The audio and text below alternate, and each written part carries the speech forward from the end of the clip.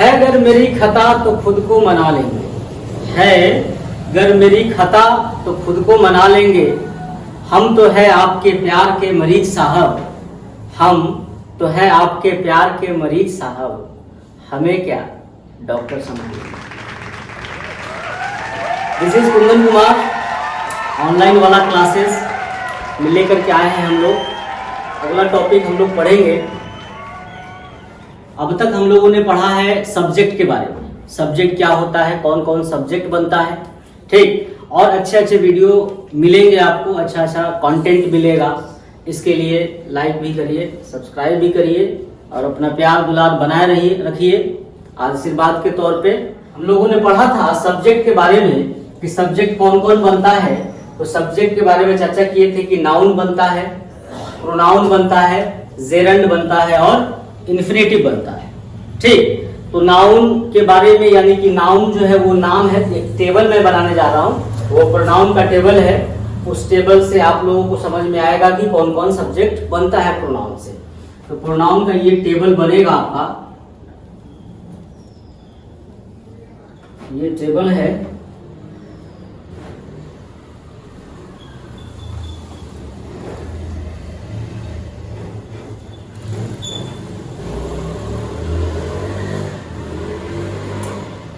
इस टेबल में हम लोग लिखेंगे पर्सन, इसमें है सिंगुलर और इसमें है प्लूरल। ये पर्सन, सिंगुलर, प्लूरल। पर्सन का पहला part first person, first person में जो है वो होता है आई। फर्स्ट पर्सन में आई, जिसका हिंदी होता है मैं, और इसका आई का प्लूरल होगा वी, जिसका हिंदी होता है हम लोग। उसके बाद है आपका सेकेंड पर्सन, सेकेंड पर्सन में आता है यू, यू सिंगुलर, जो कि इसका मीनिंग होगा तुम या आप, और इसका प्लूरल भी आपका यू ही होता है, जिसका मतलब होगा तुम लोग या आप लोग, ठीक है। अब इसमें एक मसला उठ के आ रहा है क्या कि पर्सन जो कि सेकेंड पर्सन है, सेकेंड पर्सन का सिंगुलर भी यू ही है और प्लूरल भी यू ही है, ठीक है ना। तो इसको लेकर के आप लोगों को कंफ्यूजन नहीं होना चाहिए। इसके बारे में हम लोग प्रोनाउन जब चैप्टर पढ़ेंगे तो आपको बताएंगे कि ये तो खैर दोनों, ये भी सिंगुलर ही, ये सिंगुलर है, ये प्लूरल है, लेकिन होता क्या ना, ये दोनों को हम लोग प्लूरल के तौर पे ही मानते हैं, ठीक। तो आपके दिमाग में ये चल रहा होगा कि सर सिंगुलर है तो सिंगुलर वर्ब सब्जेक्ट लगना चाहिए, सॉरी सिंगुलर सब्जेक्ट है तो इसके साथ सिंगुलर वर्ब आना चाहिए, और ये प्लूरल है तो इसके साथ भी प्लूरल वर्ब आना चाहिए, ठीक है। तो इसके साथ भी प्लूरल ही आता है, इसके साथ भी प्लूरल ही आता है। इसके बारे में हम लोग बात करेंगे डिटेल क्लास प्रोनाउन में, ठीक है ना। फिलहाल इतना समझिए कि सेकेंड पर्सन में सिंगुलर में भी यू और प्लूरल में भी यू।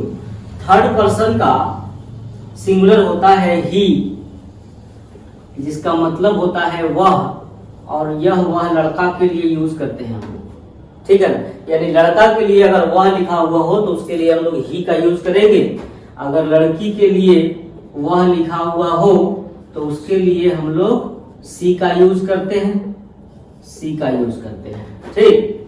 और इट जो है, इट का मतलब यह भी होता है और वह भी होता है, किसके लिए, नॉन लिविंग थिंग के लिए, यानी कि निर्जीव पदार्थ के लिए, जिसको अंग्रेजी में कहते हैं नॉन लिविंग थिंग, ठीक है। और इन तीनों का प्लूरल होता है बाबा दे। इन तीनों का, यानी कि ही, सी, इट का प्लूरल हो जाएगा आपका दे, जिसका हिंदी होता है सर वे लोग, ठीक। इसमें एक चीज और अपना से मैं जोड़ रहा हूं, नेम अगर एक है, मान लीजिए किसी एक का नाम है, सीता है या गीता है या मोहन है या मनु है या कुंदन है या ऑनलाइन वाले क्लासेस है, ये एक नाम है। तो एक नाम जो होता है ना वो सिंगुलर होता है, तो इसको भी हम लोग सिंगुलर में रखे एक नाम, और इसका प्लूरल बाबा नेम्स हो जाएगा, जिसमें दिखाएगा आपको प्लूरल नाम। जैसे दो लड़कों का नाम मान लीजिए मणिभूषण, मनु, कुंदन कुमार, इन तीनों को मिला दिया गया तो 3 नाम हुआ कि नहीं हुआ, तो ये हो गया प्लूरल। ठीक है, यानी कि एक से अधिक नाम जब सेंटेंस में रहेगा तो वो क्या होगा, नेम्स होगा।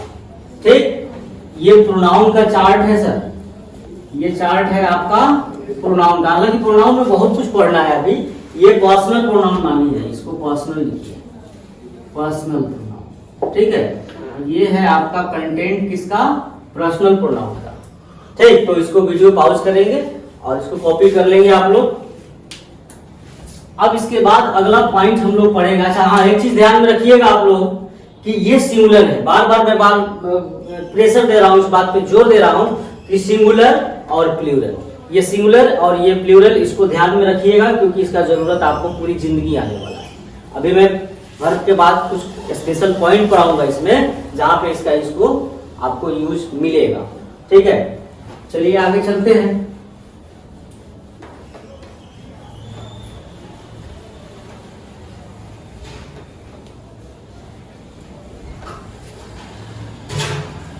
अगला पॉइंट है वर्ब, जो कि हम लोग पढ़ रहे थे, कंपोनेंट ऑफ सेंटेंस पढ़ रहे थे। तो कंपोनेंट ऑफ सेंटेंस में, कंपोनेंट ऑफ सेंटेंस में हम लोगों ने सब्जेक्ट कर लिया था और उसके बाद उसका कंपोनेंट दूसरा जो था वो वर्ब था। तो we are going to discuss right now verb. ठीक, तो सबसे पहले समझिए कि वर्ब होता क्या है। ठीक, किसे कहते हैं वर्ब, तो जरा ध्यान दीजिएगा। वर्ब जो शब्द है, ये जो वर्ब शब्द है ये आया है वर्बम से। ये जो वर्ब शब्द है, ये this word verb has been taken from the word verbum. ठीक है, वर्बम से लिया गया है। देखिए यहां तक मैच कर रहा है, VERB और VERB, यहां तक दोनों मैच कर रहा है। तो वर्बम जो है, वर्बम का मतलब होता है एक्शन, एक्शन यानी कि। ठीक है, अभी मैं चैप्टर नहीं पढ़ा रहा हूं आपको वर्ब का। ठीक है ना, वर्ब अगर चैप्टर पढ़ाया जाए तो उसमें बहुत सारा transitive verb, intransitive verb, infinitive, gerund, participle, ये सारा चीज वर्ब में ही पढ़ना है। अभी मैं इंट्रोडक्शन दे रहा हूँ, जितनी जरूरत है आपको आगे के टॉपिक को समझने के। ठीक, तो आप लोग ज्यादा दिमाग नहीं लगाना है आपको कि सर वर्ब ये होता है, इसको कहते हैं, उसको नहीं कहते हैं। जितना जरूरत है उतना फिलहाल ले लीजिए, उसके बाद जब चैप्टर में हम लोग घुसेंगे तो उसका डिटेल चर्चा करेंगे। ठीक, तो काम दिखाने वाला, देखिए तो क्या हुआ,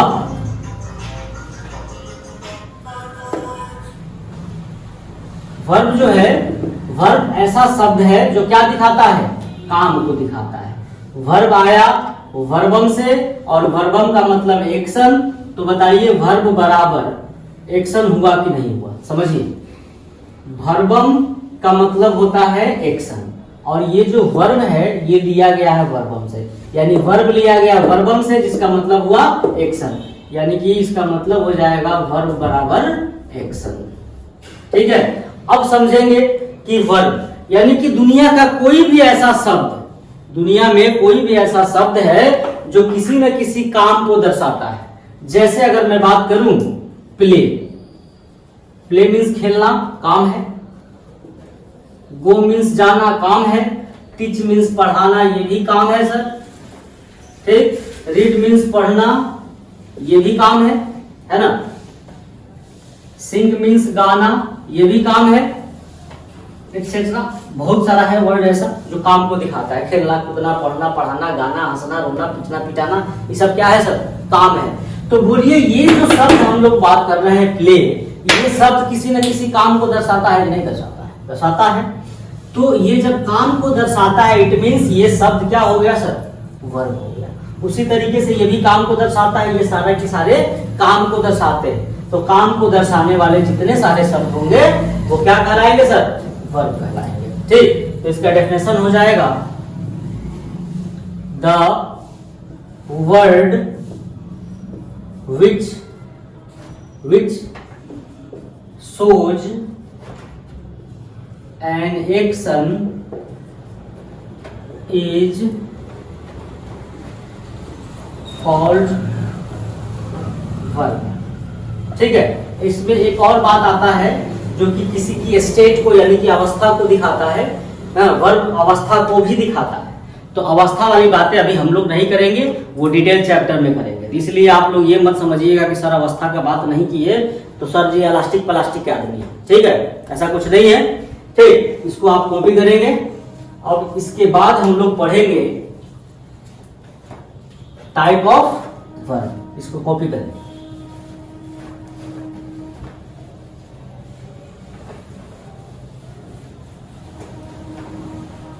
सर वर्ब जो है, वर्ब को बांटा गया है टू कैटेगरी, यानी कि verb has been categorised in two types. कौन कौन सर?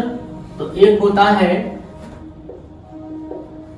मेन वर्ब, एक होता है मेन वर्ब, यानी कि मेन वर्ब बोले तो हिंदी इसका हो जाएगा मुख्य क्रिया। मुख्य क्रिया, ठीक।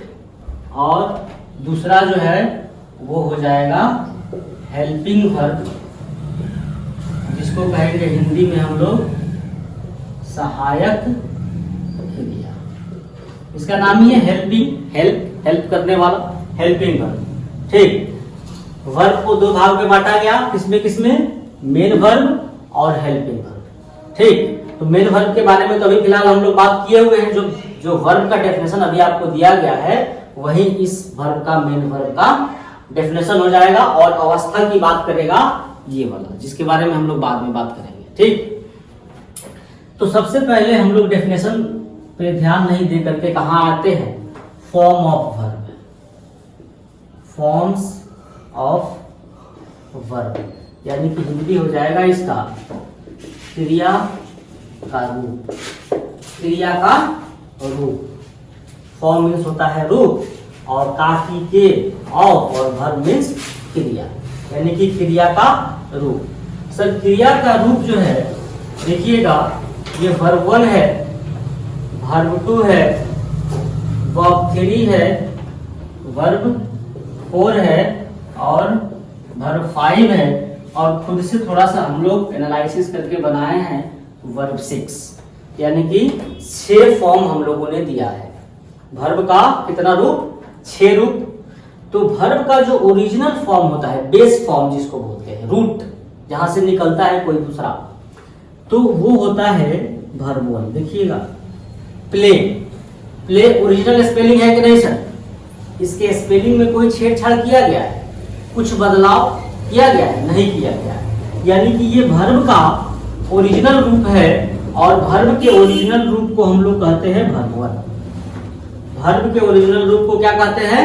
वर्ब 1 कहते हैं। और वर्ब 2 जो है इसका हो जाएगा आपका प्लेड, और वर्ब 3 इसका हो जाएगा प्लेड। वर्ब 3 भी क्या हो जाएगा? प्लेड हो जाएगा। अब आपके दिमाग में खलबली मच रहा होगा कि सर तो दोनों सेम है। सेम थोड़े, भांटा भी नहीं। सेम मतलब खाने वाला सेम नहीं, सेम मतलब एक जैसा वाला सेम, ठीक। खाने वाला सेम मत समझिए। तो अब सबसे मसला ये खड़ा होता है कि सेंटेंस में हमें कैसे समझ में आएगा कि कौन वर्ब 1 है, सॉरी कौन वर्ब 2 है और कौन वर्ब 3। सेंटेंस में हम कैसे रिकॉग्नाइज करेंगे कि कौन सा वर्ब 2 है और कौन सा वर्ब 3 है, क्योंकि दोनों का स्पेलिंग सेम है। तो इसके लिए हम लोग आपको दिखा रहे हैं एग्जाम्पल। देखिए कहता है आई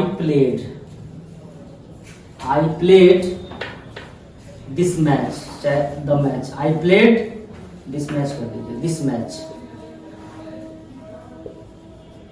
मैंने यह मैच खेला। इसका हिंदी हो जाएगा मैंने यह मैच खेला, ठीक। और अगला सेंटेंस मैं लिखने जा रहा हूं आपको, I have played this match, I have played this match. इसका मतलब हो जाएगा मैं इस मैच को खेल चुका हूं, ठीक। इसका हिंदी हो गया मैं इस मैच को खेल चुका हूं। दोनों में प्लेट लगा है, इसमें भी प्लेट है और इसमें भी प्लेट है। तो सर ये जो प्लेट लगा है ना, ये वर्ब टू है, ये वर्ब टू है, और ये जो प्लेट लगा है ये वर्ब थ्री। कैसे समझ में आया? कैसे समझ में आएगा तो समझिए। देखिए, बिना हेल्पिंग वर्ब का, बिना हेल्पिंग वर्ब के यहाँ सब्जेक्ट है और सब्जेक्ट के डायरेक्ट बगल में वर्ब टू आया। दोनों के बीच में कोई हेल्पिंग वर्ब दिख रहा है? नहीं दिख रहा है। तो बिना हेल्पिंग वर्ब सब्जेक्ट के बगल में अगर कोई हेल्पिंग वर्ब नहीं है और उसके बाद वर्ब टू जो वर्ब आ रहा है वो वर्ब टू हो जाएगा। ठीक, यानी कि सब्जेक्ट के जस्ट बगल में अगर वर्ब आ गया, ईडी लगा करके या रूप बदल करके, वर्ब के बाद वर्ब वन भी आता है, सॉरी सब्जेक्ट के बाद डायरेक्ट वर्ब वन भी आता है, तो उसको रिलेट नहीं कर रहे हैं। अभी हम लोग बात कर रहे हैं वर्ब टू और वर्ब थ्री की। ठीक है, तो सब्जेक्ट के बगल में डायरेक्ट अगर ईडी लगा हुआ आ गया तो वो क्या हो जाएगा? वर्ब टू हो जाएगा। ठीक, लेकिन सब्जेक्ट के बगल में अगर हैव लगा हुआ हो या हैज लगा हुआ हो या हैड लगा हुआ हो, यानी कि क्या लगा हो? हैव या हैज या हैड, ये तीनों लगा हुआ होगा तो इसके बगल में जो आएगा वो पक्का बात है वर्ब थ्री हो। हैव हो या हैज हो या हैड हो, उसके बगल में जो वर्ब आएगा वो पक्का बात है क्या होगा? वर्ब थ्री होगा। तो बोलिए यहाँ हैव के बगल में आया है तो ये वर्ब थ्री हो गया। अब समझ गए कैसे पहचानेंगे? जब दोनों एक जैसा स्पेलिंग होगा तो कैसे पहचानेंगे? तो इस तरीके से पहचानेंगे कि इसमें हेल्पिंग वर्ब नहीं है तो ये वर्ब टू है, इसमें हेल्पिंग वर्ब है तो ये वर्ब थ्री है, और हेल्पिंग वर्ब में क्या है? हैव है या हैज है या हैड है, तो वो वर्ब थ्री हो गया। अब बात करते हैं हम लोग अपने ओरिजिनल मुद्दा पे आते हैं। इसको आप लोग कॉपी कर लेंगे, मैं हट जाता हूँ यहाँ से। इसको पहले कॉपी कर लेंगे, इसको मिटाना है। अब देखिए यहाँ पे वर्ब थ्री तक तो हम लोगों ने बात कर लिया। वर्ब फोर का फॉर्मूला होता है verb one plus ING. Verb four का फॉर्मूला क्या होगा sir? Verb one plus ING. और वर्ब फाइव का फॉर्मूला होता है वर्ब वन प्लस एस या ईएस। वर्ब फाइव का फॉर्मूला होता है वर्ब वन प्लस एस या ईएस। और वर्ब सिक्स बराबर होता है two plus verb one, two plus verb one. तो अब आपके दिमाग में ये सवाल चल रहा होगा कि सर यहाँ तो आपने वर्ब फोर का फॉर्मूला बता दिया, वर्ब फाइव का भी फॉर्मूला बता दिया और वर्ब सिक्स का भी फॉर्मूला बता दिया, तो वर्ब टू कैसे बनेगा और वर्ब थ्री कैसे बनेगा? इसका कोई नियम नहीं बता रहा है, कोई फॉर्मूला नहीं बता रहे हैं। तो इसका कोई बेटा खास फॉर्मूला नहीं होता है, कोई सर्टेन रूल नहीं है। सर्टेन रूल अगर होता तो मैं आपके तकलीफ को जरूर दूर कर देता। ठीक, तो इसके लिए आपको जो है प्रैक्टिस करते करते याद कर लेना होगा, ये याद हो जाएगा। जैसे देखिए आप, अब इसमें अगर आप कहें कि ईडी लगा दिए, ईडी लगा दिए। दूसरा बात करें, जैसे गो की बात करो आप, गो, गो का दूसरा रूप हो जाएगा वेंट, तीसरा रूप हो जाएगा गॉन। देखिए वो ओरिजिनल है कि नहीं है? देखो तो वो ओरिजिनल है। तो जो ओरिजिनल स्पेलिंग होता है, इस ओरिजिनल स्पेलिंग में कोई छेड़छाड़ किया गया है? नहीं किया गया है, जो है वही। तो जो ओरिजिनल होता है वो क्या होता है बेटा? वर्ब वन होता है। ठीक, अब देखो ये वर्ब टू में क्या आ गया सर? तो वेंट आ गया, और वर्ब थ्री में क्या आ गया? गॉन आ गया। बोलिए वर्ब टू के लिए अलग हो गया कि नहीं हो गया? ये वर्ब थ्री के लिए अलग हो गया कि नहीं हो गया? तो अब हम खास नियम कहां से लेकर के आए? ठीक है ना, इसके लिए आपको प्रैक्टिस करने की जरूरत पड़ेगी। अब यहाँ वर्ब फोर की बात करते हैं, आइए। तो क्या करना है हमें? वर्ब वन के साथ आईएनजी जोड़ना है। देखो तो वर्ब वन क्या है? प्ले है वर्ब वन, यही ना है, वर्ब वन है, और इसमें क्या कर देंगे हम लोग? आईएनजी जोड़ देंगे, तो प्लेइंग हो गया, यानी कि ये क्या बन गया? वर्ब फोर बन गया। अब वर्ब फाइव की बात करें तो वर्ब फाइव में कभी एस लग जाएगा और कभी ईएस लग जाएगा। तो कब एस लगेगा और कब ईएस लगेगा, इसके लिए हम लोगों को नाउन तक का वेट करना पड़ेगा। ठीक है, क्या टेंस में मैं बताऊंगा आपको कि उसका कुछ रूल है कि कब एस लगना है और कब ईएस लगना है। फिलहाल घबराएंगे नहीं आप लोग, आपके सारे तकलीफों को दूर किया जाएगा। ठीक है ना, इसका पहले ही बताया है, आंतरिक पचौनी तोड़ के रख देंगे, ऑपरेशन करेंगे तो करेंगे, इसका भी समय आने। देखिए वर्ब 5 जो है ये बनता है वर्ब 1 में एस या ईएस जोड़ने से। कब एस जोड़ेंगे और कब ईएस जोड़ेंगे ये आपको बाद में पता चलेगा। ठीक, तो देखिए वर्ब 1 क्या है, प्ले है कि नहीं है, बोलो है प्ले, वर्ब 1 प्ले है, वहां देखिए। अच्छा अब इसमें हमको क्या करना है, एस जोड़ देंगे, क्या बन गया, वर्ब 5 बन गया। तो वर्ब 5 बनाने के लिए क्या करेंगे, वर्ब 1 में एस या ईएस जोड़ेंगे। वर्ब 6 बनाना है तो वर्ब 6 करने के लिए क्या करना है, टू, तो टू, अब वर्ब 1 टू, तो टू कर दिए, उसके बाद वर्ब 1, वर्ब 1 क्या है, प्ले है, प्ले यहाँ डाल दीजिए, हो गया 2 प्लस वर्ब 1 यानी कि टू प्ले। ये हो गया आपका वर्ब 6। एक और प्रैक्टिस करिए आप लोग, बनाइए, क्या है वर्ब 1, देखो यहाँ वो है तो वो कर दो, वो करो ना बाबा। अच्छा उसके बाद क्या करना है, आईएनजी जोड़ना है सर, जोड़ो आईएनजी, जोड़ दिया आईएनजी, बोलो गोइंग हुआ कि नहीं हुआ, हुआ ना गोइंग, तो ये क्या बन गया, बोलो वर्ब 1 प्लस आईएनजी क्या बन गया, वर्ब 4। उसके बाद इसका वर्ब 5 बनाना है, वर्ब 1 में जोड़ेंगे। अब वर्ब 1 में इसके पीछे एस जोड़े थे, इसमें ईएस जोड़ेंगे, तो ये जोड़ दिए, क्या बन गया, गोज बन गया। बोलो वर्ब 5 हुआ कि नहीं हुआ, वर्ब 1 में ईएस जोड़ दिए। उसी तरीके से दूसरा वर्ब 6 बनाएंगे तो 2 प्लस गो। ठीक है, इसका एक और टेक्निकल नाम होता है जिसको कहते हैं हम लोग इन्फिनिटिव। इसका टेक्निकल नाम होता है 2 प्लस वर्ब 1 का इन्फिनिटिव। ठीक है, एक चीज ध्यान रखिएगा, वर्ब 4 जब जब आएगा, जब जब आएगा इसके साथ इसका मीनिंग आएगा रहा, रही, रहे। ठीक है, वर्ब 4 जब जब आएगा उसका क्या मीनिंग होगा, तो रहा, रहे, रही। ठीक, इसको आप लोग कॉपी करेंगे। ठीक, इसका जरूरत पड़ेगा, सबसे ज्यादा जरूरत पड़ेगा हम लोगों को इसमें वर्ब 1 में और वर्ब 5 में, बड़ा पंगा है। ठीक, तो इसको आगे हम लोग पढ़ाएंगे, फिलहाल अभी जो है इसके बाद हम लोग हेल्पिंग वर्ब करेंगे।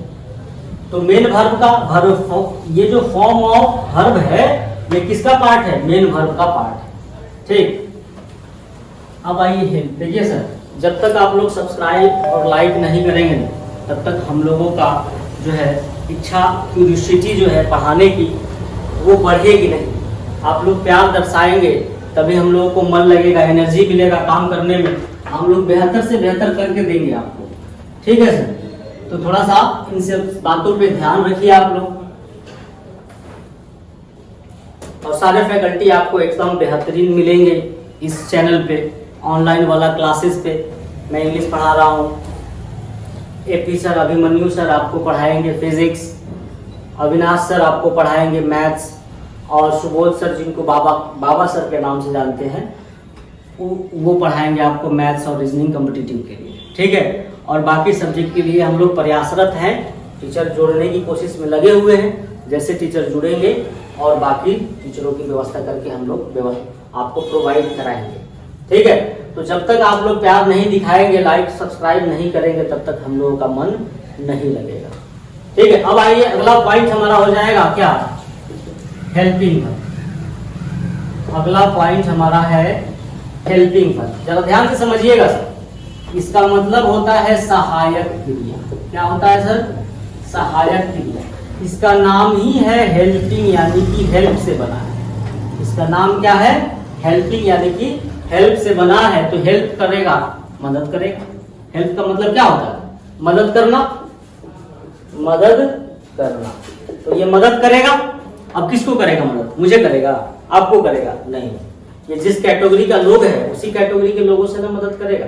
जैसे मैं इंसान हूँ, आप इंसान हैं, तो हम लोग एक दूसरे से मदद ले सकते हैं, दे सकते हैं। ये तो शब्द है ना सर, तो ये सब शब्द वाले चीजों से मदद लेगा या देगा। तो देखिए कैसे मदद करता है, जरा ध्यान से समझते हैं। कहता है I am teaching, I am teaching. इसका मतलब हुआ मैं पढ़ा रहा हूं। जरा ध्यान से समझिएगा, मैं पढ़ा रहा हूं। सर ये वर्ब फोर है, सर अभी पता है आप लोगों को, ये वर्ब फोर है और ये तो सर सब्जेक्ट है, ये भी पता है आपको, बताया गया जा चुका है कि ये सब्जेक्ट है।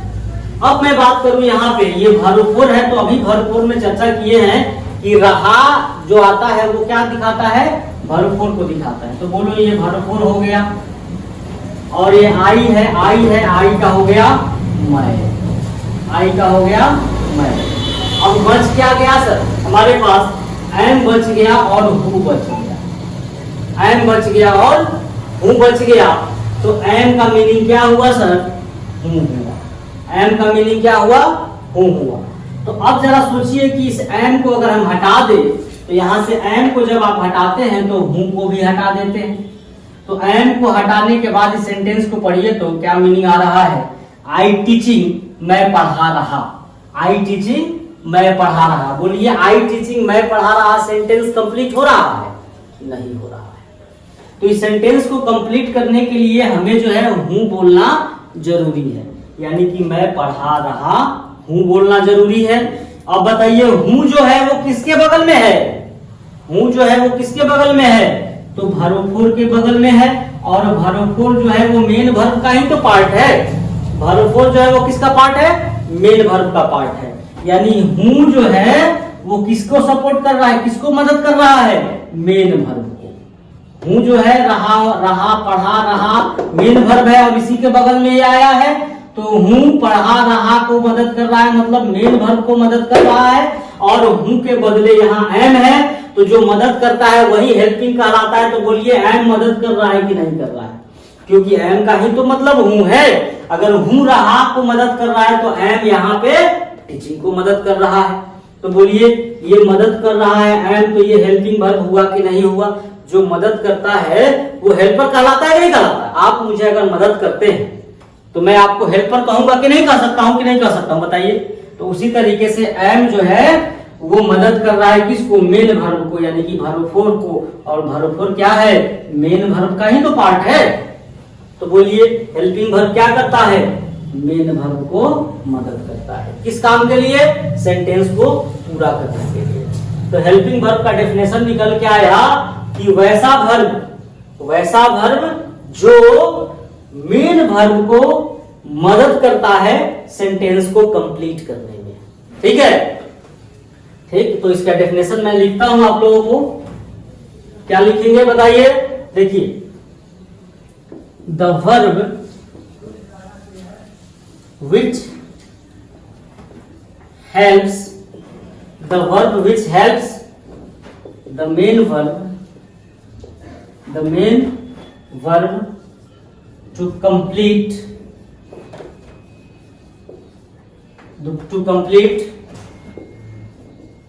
the meaning of a sentence. A sentence is called helping verb, helping verb। ठीक है, पढ़ देता हूं मैं इसको। The verb which helps the main verb to complete the meaning of a sentence is called helping verb। यानी कि वैसा वर्ब जो मुख्य क्रिया को मदद करता है सेंटेंस यानी कि वाक्य को कंप्लीट करने के लिए, पूरा करने के लिए, वैसे वर्ब को हम लोग हेल्पिंग वर्ब कहते हैं। ठीक है, हेल्पिंग वर्ब में एग्जांपल के तौर पे आ जाएगा, ये सब आपका हेल्पिंग वर्ब है। Is, am, are, was, were, shall, will, do, does, did, etc बहुत सारा है, कैन, कुड, मे, माइट। ठीक है, हैव, हैज, हैड, ठीक, डेयर, आउट टू, नीड, ये सब है etc में आ जाएगा। ये सब हम लोग चैप्टर में पढ़ेंगे अभी। ठीक है, तो इसको आप लोग वीडियो पॉज करके कॉपी करेंगे। अब थोड़ा सा हेल्पिंग वर्ब के बारे में कुछ चर्चा करना है, थोड़ा सा बेहतरीन बातें चर्चा करनी है, तो थोड़ा सा देखते हैं। ये देखते हैं, अब दो सेंटेंस में लिख रहा हूं। ठीक है, I am going to write 2 sentences on the board. You have to find out which one is helping verb and which one is main verb. कि इसमें इज और प्लेइंग और यहाँ पे इज अब हुआ है। आप सब मुझे ये बताएं कि इसमें हेल्पिंग वर्ब कौन है और मेन वर्ब कौन है। आप लोग सब बताएंगे कि मेन वर्ब कौन है और हेल्पिंग वर्ब कौन है इस दोनों सेंटेंस में। ठीक, तो बहुत का जवाब ये आता है कि सर इसमें हेल्पिंग वर्ब इज है और प्लेइंग मेन वर्ब है, और इसमें भी हेल्पिंग वर्ब इज है, ऐसा आप सभी का कहना है। लेकिन ज़रा देखिएगा हेल्पिंग वर्ब का क्या काम होता है। हेल्पिंग वर्ब ये कहता है कि वो मेन वर्ब को मदद करेगा, क्योंकि इसका नाम ही है हेल्पिंग। इसका मतलब ये हुआ कि वो किसी न किसी को मदद करेगा। तो किसको मदद करेगा, तो यहाँ पे मेन वर्ब है तो इसको ये मदद कर रहा है, तो ये हेल्पिंग वर्ब हो गया इज यहाँ पे, क्योंकि प्लेइंग यहाँ मेन वर्ब है। अब इसमें जरा देखते हैं कि क्या अबवा मेन वर्ब है। नहीं, मेन वर्ब नहीं, ये बुआ है, लड़का है। लड़का होना काम नहीं है, लड़का मतलब नाम है, उस जाति का नाम है, तो ये नाउन है। ये क्या है सर, नाउन है, जो कि इस सब्जेक्ट के बारे में बता रहा है। ये जो नाउन है वो इस सब्जेक्ट के बारे में बता रहा है, न कि ये किसी काम को बता रहा है। तो जब ये किसी काम को नहीं बता रहा है तो ये मेन वर्ब नहीं है, ये मेन वर्ब नहीं हुआ। अब बताइए जरा, जब ये मेन वर्ब है ही नहीं तो ये मदद किसको करेगा, ये मदद किसको करेगा, नहीं करेगा, क्योंकि मेन वर्ब तो है ही नहीं। तो जब ये मदद नहीं कर रहा है तो यही अपने आप में मेन हो जाएगा। जैसे एक एग्जाम्पल के थ्रू आपको मैं बताता हूँ। आप सभी ने मुन्ना भाई MBBS मूवी देखा होगा। मुन्ना भाई MBBS में अरशद वारसी जो है संजय दत्त को मदद करता है, तो वहाँ पे मेन एक्टर संजय दत्त है और अरशद वारसी हेल्पर है। अब आप कहें जरा कि जहाँ जहाँ अरशद वारसी जिस मूवी में काम करेगा तो क्या उस मूवी में वो हमेशा से हेल्पिंग वर्ब का हेल्पर का ही काम करेगा? ऐसा नहीं है, कहीं पे वो हेल्पर था तो कहीं पे जाकर के मेन हो गया। उसी तरीके से यहाँ पे दूसरा कोई मेन जब है ही नहीं तो ये मदद किसको करेगा? मदद करने वाला कब होता है? मदद करने वाला किसको मदद करता है? मेन को मदद करता है। तो जब मेन रहेगा तब ना मदद करेगा। तो मेन जब इसमें है ही नहीं तो ये मदद किसको करेगा? तब ये मेन वर्ब यहाँ पे दूसरा नहीं है, इसलिए यही हेल्पिंग वर्ब, जिसको आप इज को हेल्पिंग वर्ब कह रहे हैं, यही हेल्पिंग वर्ब मेन वर्ब बन जाएगा। यानी कि ये इज जो है इस सेंटेंस में क्या बन गया? हेल्पिंग वर्ब बन गया। तो इससे ये चीज हम लोगों को निकल के आता है, किसी सेंटेंस में अगर मेन वर्ब नहीं है, किसी सेंटेंस में, जरा ध्यान से समझिएगा, किसी सेंटेंस में अगर मेन वर्ब नहीं है सर, तो उसका हेल्पिंग वर्ब, जिसको आप हेल्पिंग वर्ब कहते हैं, वही हेल्पिंग वर्ब उस सेंटेंस के लिए मेन वर्ब का काम करेगा। ठीक, तो कंक्लूजन हमारा निकल के आया, if there is no any main verb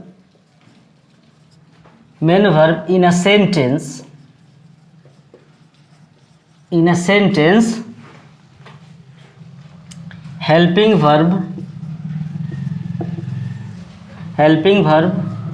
will be the main verb of that sentence। ठीक, एक बार पढ़ देता हूं अच्छे से आप लोग नोट करने के लिए। If there is no any main verb in a sentence, यदि किसी सेंटेंस में कोई मेन वर्ब नहीं है तो helping verb will be the main verb of that sentence, तब हेल्पिंग वर्ब ही उस सेंटेंस का मेन वर्ब बन जाएगा।